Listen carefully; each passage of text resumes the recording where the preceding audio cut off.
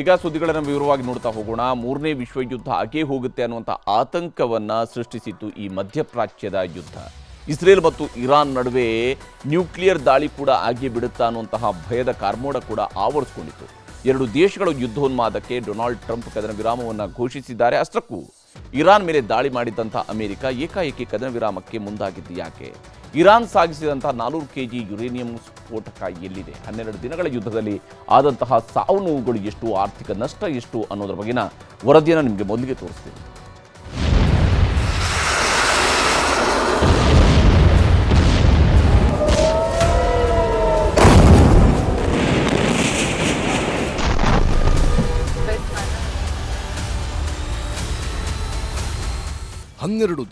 ಬರೋಬ್ಬರಿ 12 ದಿನಗಳಿಂದ ಹಗಲು ರಾತ್ರಿ ಎನ್ನದೆ ನಡೆಯುತ್ತಿದ್ದ ಇಸ್ರೇಲ್ ಮತ್ತು ಇರಾನ್ ನಡುವಿನ ಯುದ್ಧಕ್ಕೆ ಅಲ್ಪವಿರಾಮ ಬಿದ್ದಿದೆ.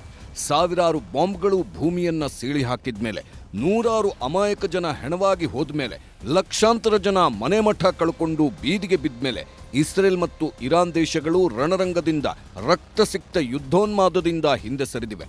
12 ದಿನಗಳ ಕಾಲ ಬಡಿದಾಡಿದ ಇಸ್ರೇಲ್, ಇರಾನ್ ಮತ್ತು ಅಮೆರಿಕ ಯುದ್ಧ ಭೂಮಿಯನ್ನ ಖಾಲಿ ಮಾಡಿವೆ. ಕದನ ವಿರಾಮದ ಬಳಿಕ ಶಸ್ತ್ರಗಳನ್ನೆಲ್ಲ ನೆಲಕ್ಕಿಟ್ಟು ರಣಾಂಗಣವನ್ನ 3 ದೇಶಗಳು ತೊರೆಯುವ ಸಂಕಲ್ಪ ಮಾಡಿವೆ. ಇಸ್ರೇಲ್ ಮತ್ತು ಇರಾನ್ ಯುದ್ಧಕ್ಕೆ ಕದನ ವಿರಾಮವನ್ನ ಖುದ್ದು ಅಮೆರಿಕ ಅಧ್ಯಕ್ಷ ಡೊನಾಲ್ಡ್ ಟ್ರಂಪ್ ಅವರೇ ಎಕ್ಸ್ ಖಾತೆಯಲ್ಲಿ ಘೋಷಣೆ ಮಾಡಿದ್ರು. ಎಲ್ಲರಿಗೂ ಅಭಿನಂದನೆಗಳು. 12 ದಿನಗಳ ಯುದ್ಧ ಕೊನೆಗೂ ಅಂತ್ಯವಾಗಿದೆ. ಇಸ್ರೇಲ್, ಇರಾನ್ ಕದನ ವಿರಾಮಕ್ಕೆ ಒಪ್ಪಿಕೊಂಡಿವೆ. ಮಧ್ಯಪ್ರಾಚ್ಯ ನಾಶವನ್ನ ಎರಡೂ ದೇಶಗಳು ತಡೆದಿವೆ. ಸೌಹಾರ್ದಯುತವಾಗಿ ಕದನ ವಿರಾಮಕ್ಕೆ ಒಪ್ಪಿವೆ. ಸ್ಥಿರತೆ, ಧೈರ್ಯ, ಬುದ್ಧಿವಂತಿಕೆಯಿಂದ ನಿರ್ಣಯ ಕೈಗೊಳ್ಳಲಾಗಿದೆ. ಈ ಬೆಳವಣಿಗೆ ಇಡೀ ವಿಶ್ವಕ್ಕೆ ಸಿಕ್ಕಿರುವ ಗೆಲುವು. ಕದನ ವಿರಾಮದಿಂದ ಮಧ್ಯಪ್ರಾಚ್ಯಕ್ಕೆ ಗೆಲುವು ಸಿಕ್ಕಿದೆ. ಎರಡೂ ದೇಶಗಳಿಗೂ ಒಳ್ಳೆಯದಾಗಲಿ ಅಂತ ಟ್ರಂಪ್ ಎಕ್ಸ್ ಖಾತೆಯಲ್ಲಿ ಪೋಸ್ಟ್ ಹಾಕಿದ್ರು. ಮೂರನೇ ಮಹಾಯುದ್ಧಕ್ಕೆ ಮುನ್ನುಡಿ ಬರೆದಿದ್ದ ಇಸ್ರೇಲ್, ಇರಾನ್ ನಡುವಿನ ಯುದ್ಧಕ್ಕೆ ಬ್ರೇಕ್ ಬಿದ್ದಿದೆ. ನ್ಯೂಕ್ಲಿಯರ್ ಬಾಂಬ್ಗಳ ದಾಳಿಯಾಗುತ್ತೆ ಅನ್ನೋ ಆತಂಕ ಹೊರಹಾಕಿದ್ದ ವಿಶ್ವಸಂಸ್ಥೆಯೂ ನಿಟ್ಟುಸಿರು ಬಿಟ್ಟಿದೆ. ಇರಾನ್, ಇಸ್ರೇಲ್ ನಾಗರಿಕರು ನಿಟ್ಟುಸಿರು ಬಿಟ್ಟಿದ್ದಾರೆ. ಅಮಾಯಕರ ಸಾವು ನೋವಿಗೆ ಮಮ್ಮಲ ಮರುಗುತ್ತಿದ್ದ ಜಗತ್ತೇ ನಿಟ್ಟುಸಿರು ಬಿಟ್ಟಿದೆ. ಕದನ ವಿರಾಮ ಒಪ್ಪಿದ್ದೀವಿ ಅಂತ ಇರಾನ್ ವಿದೇಶಾಂಗ ಸಚಿವ ಸಯ್ಯದ್ ಅರಾಚ್ಚಿ ಘೋಷಿಸಿದ್ರು.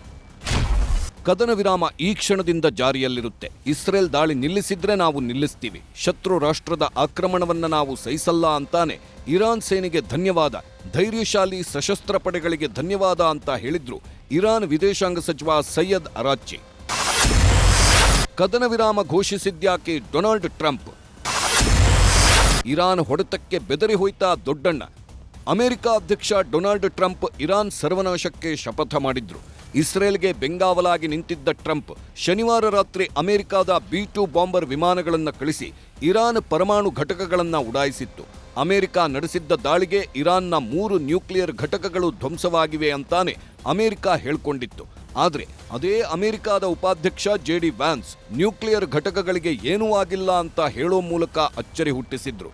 ಇಷ್ಟೆಲ್ಲದರ ಮಧ್ಯೆ ಮತ್ತೆ ಭಾನುವಾರ ಇಸ್ರೇಲ್ ದೇಶದ ಸೇನಾಪಡೆ ಇರಾನ್ ಮೇಲೆ ದಾಳಿ ಮಾಡಿದಾಗ ಇರಾನ್ ಪರಮೋಚ್ಚ ನಾಯಕ ಖಮೇನಿ ಶತ್ರುಗಳಿಗೆ ತಕ್ಕ ಶಿಕ್ಷೆ ಕೊಡ್ತೀವಿ ಅಂತ ಅಮೆರಿಕಾಗೂ ಎಚ್ಚರಿಕೆ ಕೊಟ್ಟಿದ್ರು.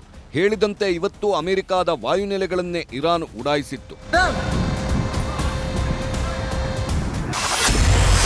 ಕತಾರ್, ಇರಾಕ್, ಅಮೆರಿಕ ವಾಯುನೆಲೆ ಉಡೀಸ್. ಎದ್ವೋ ಬಿದ್ವೋ ಅಂತ ಜನ ಓಡಿ ಹೋಗ್ತಿರೋ ಈ ದೃಶ್ಯ ನೋಡಿ. ಈ ದೃಶ್ಯ ಕತಾರ್ ಮತ್ತು ಇರಾಕ್ನದ್ದು.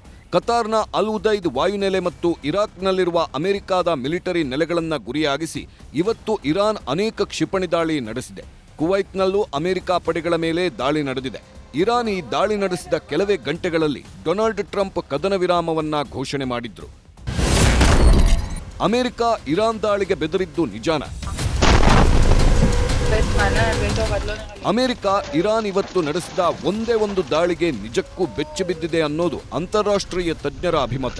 ಯಾಕಂದ್ರೆ ಇರಾನ್ ಯಾವುದೇ ಕ್ಷಣದಲ್ಲಾದರೂ ಪರಮಾಣು ದಾಳಿಯನ್ನ ನಡೆಸೋಕೆ ಸಜ್ಜಾಗಿತ್ತು ಅನ್ನೋ ಗೌಪ್ಯ ವರದಿ ಅಮೆರಿಕಾಗೆ ಸಿಕ್ಕಿತ್ತಂತೆ.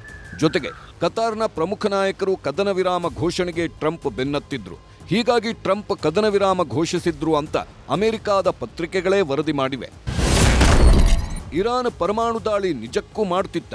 And uranium is something that exists in very large supply. Our goal was to bury the uranium, and I do think the uranium is buried, but our goal was to eliminate the enrichment and eliminate their ability to convert that enriched fuel into a nuclear weapon. I think this is an important point, Brett, because so many of the folks who have focused on the highly enriched uranium, sure, 60%. the main focus, Brett, has been to destroy their enrichment capacity because we don't want that 60% uranium to become 90% uranium. That's the real concern, and that's what was so successful about our mission. ಅಂತಾರಾಷ್ಟ್ರೀಯ ಮಾಧ್ಯಮಕ್ಕೆ America ಉಪಾಧ್ಯಕ್ಷ JD wands ಕೊಟ್ಟ ಈ ಹೇಳಿಕೆ ಸಾಕಷ್ಟು ಚರ್ಚೆ ಹುಟ್ಟುಹಾಕಿತ್ತು. ಯಾಕಂದ್ರೆ ಇರಾನ್ನ ಫೋರ್ಡೋ, ನಂಟಾಜ್ ಮತ್ತು ಇಸ್ಫಹಾನ್ ಪರಮಾಣು ಸೌಲಭ್ಯಗಳ ಮೇಲೆ ಅಮೆರಿಕ ಬಾಂಬುಗಳನ್ನ ಬೀಳಿಸಿತ್ತು. ಆದರೆ ಇರಾನ್ ತನ್ನ ಬಳಿಯಿದ್ದ 400 ಕೆಜಿಯಷ್ಟು ಯುರೇನಿಯಂ ಸ್ಫೋಟಕವನ್ನ ಅಮೆರಿಕ ದಾಳಿಗೂ ಮೊದಲೇ ಶಿಫ್ಟ್ ಮಾಡಿತ್ತು. 400 ಕೆಜಿ ಯುರೇನಿಯಂನಿಂದ 10 ನ್ಯೂಕ್ಲಿಯರ್ ಬಾಂಬ್ ತಯಾರಿಸಬಹುದು ಅಂತಾನೂ ಅಮೆರಿಕಾನೇ ಹೇಳಿತ್ತು. ಅಮೆರಿಕ ದಾಳಿಗೂ ಮುನ್ನ ಇರಾನ್ ನ್ಯೂಕ್ಲಿಯರ್ ದಾಳಿಗೆ ಬಳಸುವ ಯುರೇನಿಯಂ ಅನ್ನ 14 ಲಾರಿಗಳಲ್ಲಿ ರಾತ್ರೋರಾತ್ರಿ ಬೇರೆ ಕಡೆ ಶಿಫ್ಟ್ ಮಾಡಿತ್ತು.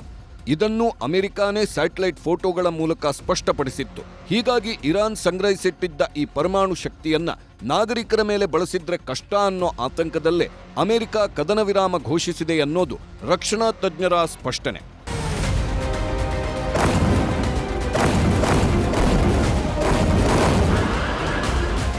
ಇಸ್ರೇಲ್ ಬೆನ್ನಿಗೆ ನಿಂತು ಇರಾನ್ ಮೇಲೆ ದಾಳಿ ಮಾಡಿದ ಅಮೆರಿಕ ಇರಾನ್ ಸರ್ವನಾಶದ ಎಚ್ಚರಿಕೆ ನೀಡಿತ್ತು. ಇರಾನ್ ಬೆನ್ನಿಗೆ ರಷ್ಯಾ ಸೇರಿದಂತೆ ಅನೇಕ ಮುಸ್ಲಿಂ ರಾಷ್ಟ್ರಗಳು ಕೈಜೋಡಿಸಿದ್ವು. ಆದರೆ ಇರಾನ್ ಅಮೆರಿಕ ವಾಯುನೆಲೆಗಳನ್ನೇ ಉಡಾಯಿಸಿ ಎಚ್ಚರಿಕೆ ಕೊಟ್ಮೇಲೆ ಡೊನಾಲ್ಡ್ ಟ್ರಂಪ್ ದಿಢೀರಂತ ಕದನ ವಿರಾಮ ಘೋಷಿಸಿದ್ದಾರೆ. ಕದನ ವಿರಾಮ ಘೋಷಿಸಿದ ಮೇಲೂ ಇಸ್ರೇಲ್ ಪ್ರತಿದಾಳಿ ಮಾಡಿದ್ದಕ್ಕೆ ಕೆರಳಿದ ಡೊನಾಲ್ಡ್ ಟ್ರಂಪ್ ಇಸ್ರೇಲ್ ನಾಯಕರಿಗೂ ಇವತ್ತು ಆವಾಜ್ ಹಾಕಿದ್ರು. rocket that I guess was fired overboard. It was after the time limit and it missed its target. And now Israel's going out. These guys got to calm down. Ridiculous. I didn't like plenty of things I saw yesterday. I didn't like the fact that Israel unloaded right after we made the deal. They didn't have to unload. And I didn't like the fact that the retaliation was very strong. But in all fairness, Israel unloaded a lot. And now I hear Israel just went out because they felt it was violated by one rocket that didn't land anywhere. That's not what we want, I'll tell you. And I'm telling you, I'm not happy about that, Israel, either. 12 ದಿನಗಳಿಂದ ನಡೆಯುತ್ತಿದ್ದ Israel ಮತ್ತು Iran ನಡುವಿನ ಘನಘೋರ ಯುದ್ಧಕ್ಕೆ ವಿರಾಮ ಬಿದ್ದಿದೆ. ಆದರೆ ಈ ಯುದ್ಧದಿಂದ ಆಗಿರುವ ಸಾವು ನೋವುಗಳು, ಆರ್ಥಿಕ ನಷ್ಟ ಮಾತ್ರ ಭೀಕರ. ಇಸ್ರೇಲ್ ನಡೆಸಿದ ದಾಳಿ ಇರಾನ್ ದೇಶದಲ್ಲಿ 619 ನಾಗರಿಕರ ಸಾವಾಗಿದೆ. ಇದರಲ್ಲಿ 47 ಇರಾನ್ ಮಹಿಳೆಯರು, 13 ಇರಾನ್ ಮಕ್ಕಳ ಹತ್ಯೆಯಾಗಿದ್ರೆ ಇದುವರೆಗೂ 4617 ಇರಾನ್ ಜನರಿಗೆ ಗಾಯವಾಗಿದೆ ಅಂತ ಇರಾನ್ ಸ್ಪಷ್ಟಪಡಿಸಿದೆ.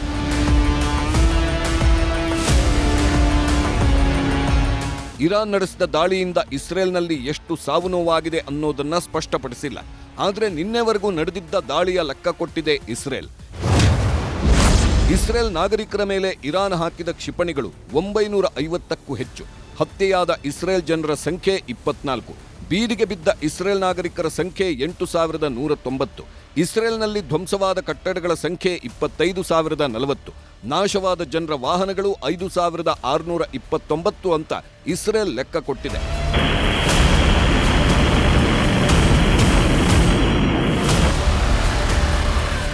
ಜಾಗತಿಕ ಅಂದಾಜಿನ ಪ್ರಕಾರ 12 ದಿನದಲ್ಲಿ ಇಸ್ರೇಲ್ ಮತ್ತು ಇರಾನ್ ಯುದ್ಧದಿಂದ ಅಂದಾಜು 5 ಲಕ್ಷ ಕೋಟಿ ರೂಪಾಯಿಯಷ್ಟು ನಷ್ಟ ಸಂಭವಿಸಿದೆ. ಏನೇ ಆಗಲಿ, ಈಗಲಾದರೂ ಇಸ್ರೇಲ್ ಇರಾನ್ ಜೊತೆ ಅಮೆರಿಕಾನು ಯುದ್ಧೋನ್ಮಾದದಿಂದ ಹಿಂದೆ ಸರಿದಿದ್ದು ಇಡೀ ಜಗತ್ತಿಗೆ ಖುಷಿ ವಿಷಯ. ಆದ್ರೆ ಮತ್ತೆ ಯಾವಾಗ ಕಾಲ್ ಕೆರ್ಕೊಂಡು ಜಗಳ ಆಡ್ತಾರೋ ಅನ್ನೋ ಆತಂಕನೂ ಜನರನ್ನ ಕಾಡ್ತಿರೋದು ಸುಳ್ಳಲ್ಲ. Bureau report, news 18.